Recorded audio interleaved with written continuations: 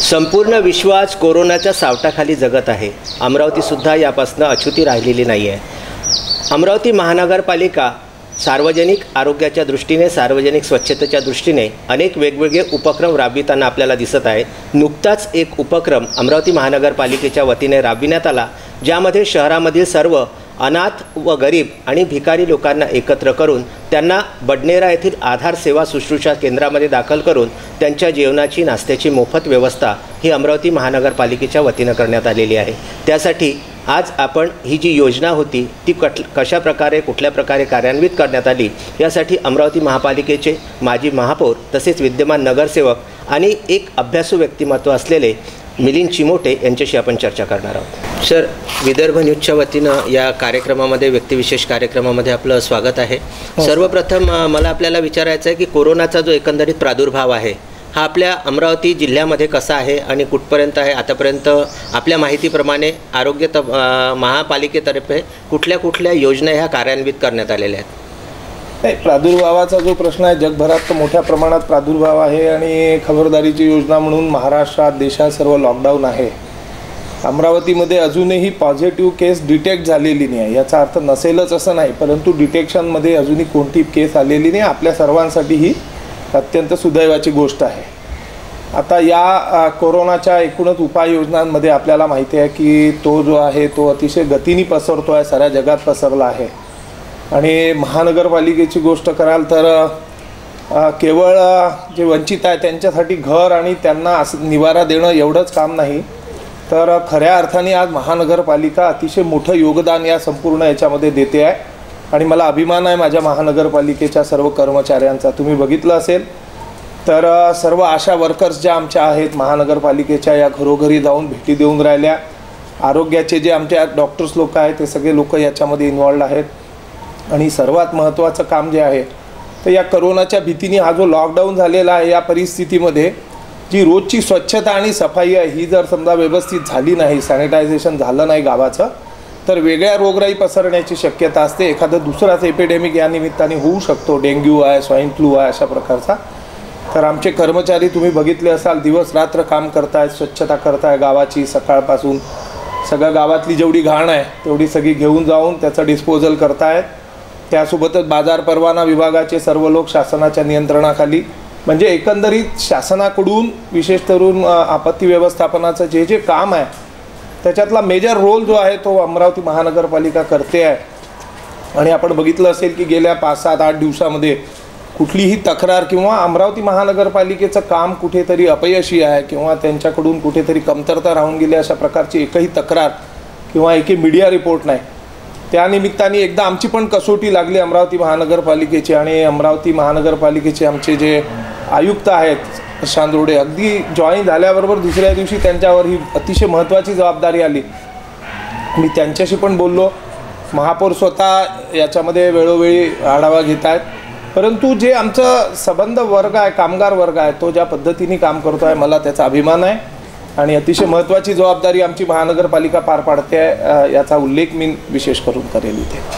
आज जर आपण महापालिकेचा संपूर्ण आढावा घेतला तर शहरभर विदर्भ न्यूजची चमू वेगवेगळ्या ठिकाणांना भेटी देते आहे. आणि त्याच अनुषंगाने संपूर्ण अमरावती शहरामध्ये जवळपास अनाथ आणि गरीब वर्ग ज्यांचं कुठे घर नाही आहे अशी मंडळी आम्हाला बरीच दिसली. आणि त्या अनुषंगाने विदर्भ न्यूजने एक काही दिवसांपूर्वीच बातमी प्रकाशित केली होती. त्या अनुषंगाने माननीय महापौर आणि आपल्या आयुक्तांनी त्या संबंधीची एक बैठक आयोजित केली. आणि त्या बैठकीमध्ये शुश्रूषा निवाऱ्याच्या अंतर्गत त्यांची व्यवस्था, जी अनाथ मंडळी आहे त्यांची व्यवस्था ही बडनेरा येथे करण्यात यावी असा एक ठराव घेण्यात आला होता.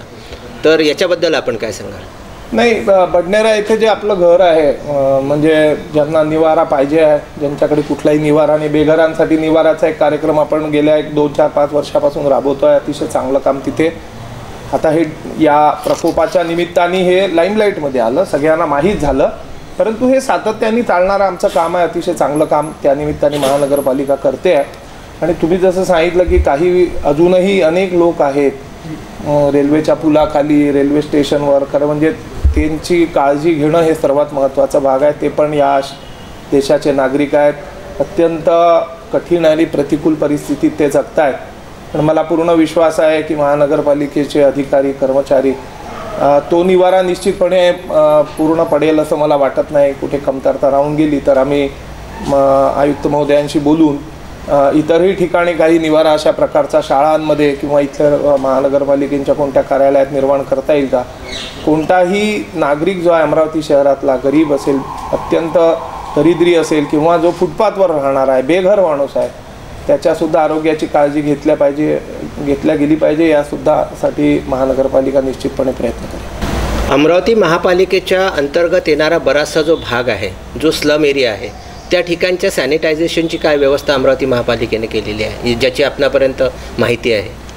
बघा, असा एवढी मोठी आपत्ती आहे, लॉकडाऊन आहे, सर्व लोक आमच्यापासून तर इतर सर्व लोक आपापल्या घरामध्ये बसलेले आहेत. त्यावेळेला आमचा जो कर्मचारी आहे, मग तो महानगरपालिकेचा जो स्वच्छता कर्मचारी आहे तो असेल किंवा ठेके पद्धतीने जे दिलेले कामं आहे ते प्रत्येक मजूर जो आहे, 52 लोक आपण एका प्रभागामध्ये दिलेले आहेत ठेक्याच्या याच्यात, आणि काही आमचे कामगार आहेत.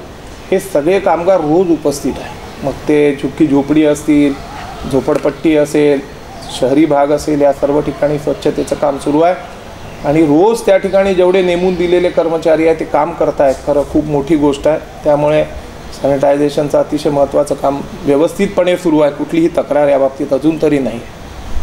भविष्यामध्ये ही जी प्रक्रिया आहे सध्या कोरोनाच्या प्रादुर्भावाची, ही आणखी गडद होत जाणार असे एकंदरीत रंग आहे. तर त्यासाठी महापालिकेने आणखी कुठली उपाययोजना अंमलात आणण्याच्या दृष्टीने पावले उचललेली आहेत? महानगरपालिका, बघा, एक गोष्ट आपण सगळ्यांनी समजून घेतली पाहिजे की हा जो कायदा आहे आपत्ती व्यवस्थापनाचा, या कायद्याच्या 1897चा कायदा आहे. या कायद्याप्रमाणे एकदा आपत्ती घोषित झाली की त्या जिल्ह्याचे जे सन्माननीय जिल्हाधिकारी असतात त्यांना या नियंत्रण कक्षाचा अध्यक्ष म्हणून नेमल्या जातं आणि ते सर्वाधिकारी असतात. त्यांच्या हातामध्ये संपूर्ण नियंत्रण असतं आपत्ती व्यवस्थापनाचं. त्यामुळे शासन आणि ती आपत्ती व्यवस्थापन केंद्र यांच्याकडून जसे निर्देश महानगरपालिकेला येतील त्या पद्धतीने सर्व टास्क जे आहे, जे एक प्रकारचं आव्हान आहे, ते महानगरपालिका पूर्ण करेल याचा मला विश्वास आहे. आमचा जो सगळं इन्फ्रास्ट्रक्चर आहे आणि ज्या सूचना येतील, ज्या उपाययोजना तिकडून सुचवल्या जातील त्या महानगरपालिका स्वतः करेल. त्या व्यतिरिक्त महानगरपालिकेला आपल्या स्तरावरती जर काही करायचं असेल तर सन्माननीय आयुक्त आणि सन्माननीय महापौर हे त्याकरता सक्षम आहेत. आम्ही पण फीडबॅक त्यांना देतो आहे आणि त्याप्रमाणे सर्व व्यवस्थित होईल असं मला स्वतःला वाटतं. आपण या नगरीचे नगरसेवक, माजी महापौर म्हणून जनतेला काय आवाहन कराल? मी लोकांना एकच आवाहन म्हणण्यापेक्षा विनंती करेल की अत्यंत कठीण परिस्थिती असते आणि अशा परिस्थितीमध्ये आपला जो मेंदू असतो तो जरा शटडाऊन करा आणि शासन काय सांगता आहे, प्रशासन काय सांगता आहे, कारण त्यांना जागतिक स्तरावरनं इन्स्ट्रक्शन्स असतात. देशाच्या इन्स्ट्रक्शन्स राज्याला असतात, राज्याच्या इन्स्ट्रक्शन्स आपल्याला असतात, स्थानिक विकास संस्थांना. तिथली परिस्थिती पाहून ते आपल्याला काही सूचना देत आहेत, उपाययोजना सांगतायत, निर्देश करतायत. त्यांचं कृपया पालन करा. कुठल्याही परिस्थितीत आपल्या मनाने कारभार करू नका. आपल्या इथे होणार नाही, आपला हा जे टेम्परेचर आहे याच्यात तो राहणार नाही वगैरे, या सगळ्या गोष्टी आता याची चर्चा करणं सुद्धा चुकीचं आहे. आणि म्हणून कृपा करून त्यांच्या निर्देशाचं पालन करा, हा एक भाग. आणि प्रशासनाला काम करू द्या. सगळ्यांनी मिळून त्यांना सहकार्य केलं पाहिजे, त्यांना काम करू दिलं पाहिजे. आणि येणाऱ्या काळामध्ये या अत्यंत कठीण अशा संकटातून आपल्या सर्व मानव जातीला मुक्त करण्यासाठी आपण सर्व मिळून काम केलं पाहिजे अशी मी सगळ्यांना विनंती करतो. सोबतच आपल्या चॅनलच्या माध्यमातून ईश्वराला प्रार्थना करतो की माझे जे आरोग्याचे कर्मचारी आहे, सफाईचे कर्मचारी आहे, महानगरपालिकेचे असतील, राज्य शासनाचे असतील, पोलीस विभाग आहे, जे आपल्या जीवावर उदार होऊन या सर्व याच्यामध्ये काम करतायत, त्या सर्वांना ईश्वर शक्ती देवो. त्यांची जे आरोग्य आहे ते तसंच अबाधित राहो. त्यांच्या कुटुंबियांच्या दृष्टीने सुद्धा ते आपल्या सर्वांच्या दृष्टीने महत्त्वाचं आहे. मी ईश्वराला प्रार्थना करेल की त्या सर्वांना आपण या अत्यंत संकटाच्या काळामधून वाचवावं. आणि माझे जे सगळे कर्मचारी महानगरपालिकेचे अत्यंत कठीण अशा या प्रतिकूल परिस्थितीत काम करतायत, त्यांच्याबद्दल खऱ्या अर्थाने महानगरपालिकेचा माजी महापौर म्हणून आणि नगरसेवक म्हणून मी माझ्या कृतज्ञता व्यक्त करतो. आणि ईश्वर त्यांना आणि सर्वच या क्षेत्रात काम करणाऱ्या लोकांना शक्ती प्रदान करू अशी प्रार्थना.